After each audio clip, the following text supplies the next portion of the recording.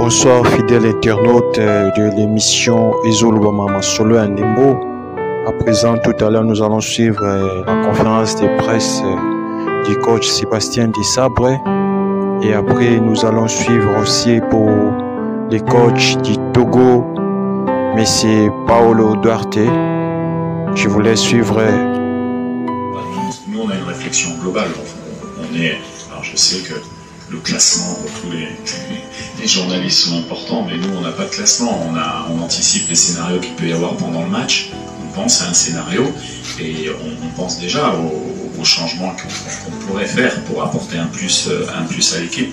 Ça, c'est pas des questions sur lesquelles on peut répondre. On a la chance, en tout cas, d'avoir sur ce poste-là des solutions et notamment des impact players qui peuvent faire la différence en cours de match. Question. Je pense que sur le long terme, si on n'a pas de stratégie pour essayer de bien jouer au football, c'est pas possible d'avoir des résultats sur le long terme.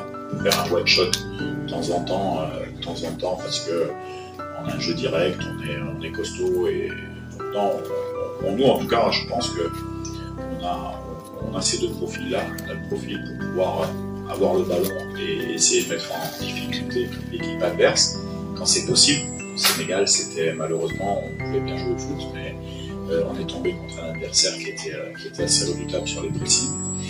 Et puis, ça sera également avec l'organisation du Togo, qui est plutôt un jeu direct avec deux attaquants. Donc, on doit être capable, notre équipe, en tout cas, de s'adapter au scénario du match. On ne le saura pas, on connaît nos forces, on sait ce qu'on veut faire.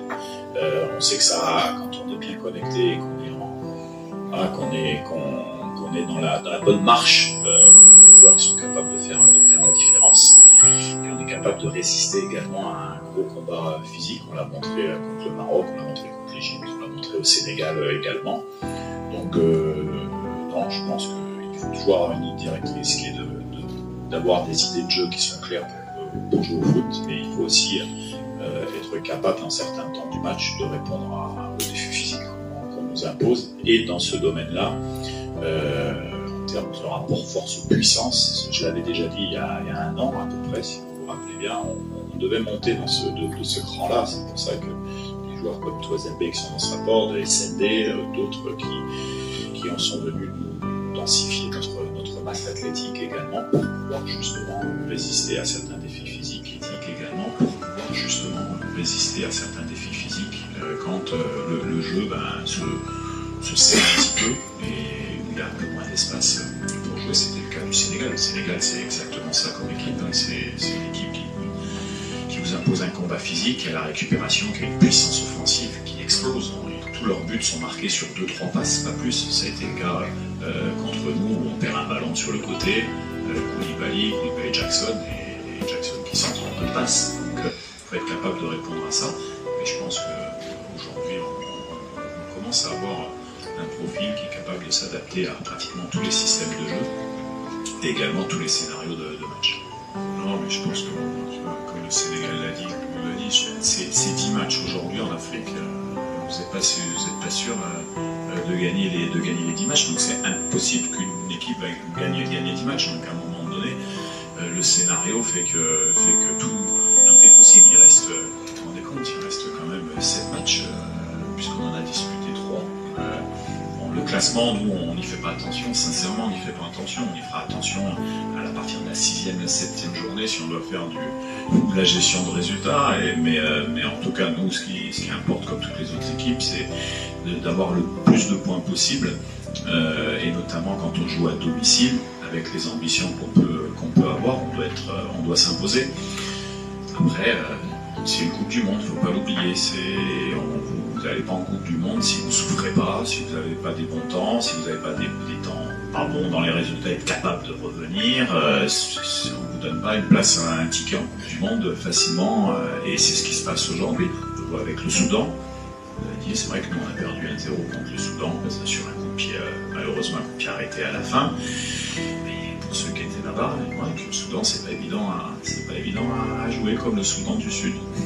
Le Soudan du Sud qui est capable de faire un Togo, et le Togo qui est capable de battre le Sénégal. Ils ont fait match nul, mais sur les arrêts de jeu, si vous avez pu voir de match, ils ont 3-4 situations où ils doivent s'imposer contre le Sénégal à domicile. Donc toutes les équipes sont proches.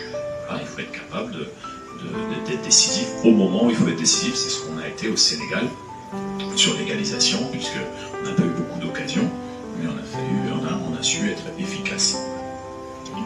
Je ne peux pas vous donner la composition de l'équipe tout de suite, mais c'est déjà merci pour cette question foot, parce que c'est bien d'avoir toujours une question où on peut répondre au football et tactique. Vous avez raison, quand on joue contre un système à 3, ou plutôt on va dire en 3-5-2, on va dire sur le match du Sénégal, donc on doit être capable de profiter de notre supériorité en 2 contre 1 sur les couloirs, c'est sûr. C'est ce qui n'a pas été le cas. Ça n'a pas été le cas parce qu'ils sont venus nous chercher haut et on n'a pas retrouvé les bonnes relations de passe. C'est ce qui a changé en deuxième mi-temps. On a joué un petit peu plus sur la largeur. On a fait quelques changements dans ces couloirs également. Le but arrive d'égalisation arrive par Chadrac sur ce couloir notamment. Alors, la question, c'est pareil, c'est une question de journaliste. C'est-à-dire que c'est bien, c'est normal. Y a pas de... Moi, je ne serais pas faire un article, sincèrement, de journal. Hein, donc, c'est dans sa globalité. Est-ce que vous ne pensez pas que si Fiston Mayele a marqué, c'est parce qu'il y a eu un travail avant d'abattage d'un attaquant? Donc c'est un tout. On ne peut pas avoir une réflexion comme ça. Moi, j'ai trouvé que Samuel a fait un très bon match. Très très bon match. Il était seul avec les 3, dont un des meilleurs défenseurs du monde, qui est Koulibaly.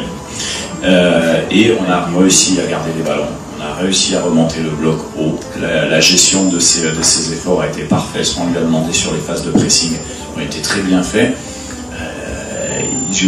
Un attaquant, ça ne se juge pas sur la première sélection, ça ne se juge pas en un match. Coaching sur la gestion du match. Il y a des joueurs qui nous apportent beaucoup quand ils rentrent, il y a des joueurs qui apportent moins quand ils démarrent. Voilà, nous on a une réflexion globale. Alors je sais que le classement pour tous les journalistes sont importants, mais nous on n'a pas de classement, on anticipe les scénarios qu'il peut y avoir pendant le match, on pense à un scénario et on pense déjà aux changements qu'on pourrait faire pour apporter un plus à l'équipe. Ça, c'est pas des questions sur lesquelles on peut répondre. On a la chance, en tout cas, d'avoir sur ce poste-là des solutions et notamment des impact players qui peuvent faire la différence en cours de match également. On a renouvelé l'équipe 85%. C'est une équipe complètement neuve et qui aujourd'hui me donne la garantie de rentrer dans tout le match. Pas seulement le Congo, ou indépendamment d'être le Congo, une forte équipe. J'ai la possibilité, c'est bien qu'on a perdu 2 joueurs titulaires aussi pour cette match, de jouer tout le match pour gagner des points. Et quand je parle de gagner des points, gagner 3 points, chaque match il a une histoire différente, chaque match il a un adversaire différent, mais indépendamment de la qualité de notre adversaire, et demain notre adversaire s'appelle Congo RDC, une équipe forte, une équipe expériente, et qui dans les dernières 2 ans aussi a progressé beaucoup. Je pense que le travail qui est fait pour le coach est un travail formidable. Il compète à nous demain de chercher cette match, prochain adversaire, avec le même objectif, l'objectif de faire le maximum de points. Et on vient de parler ça consécutivement. Nous sommes une équipe qui joue un football formidable, qui crée beaucoup d'opportunités, mais que dans la réalité, normalement, on doit avoir aujourd'hui pas le 6 points, on doit avoir 9 points, mais la réalité, on a 3-0. Et ça nous laisse énormément triste, mais c'est le football. Donc, on va jouer contre un adversaire très fort.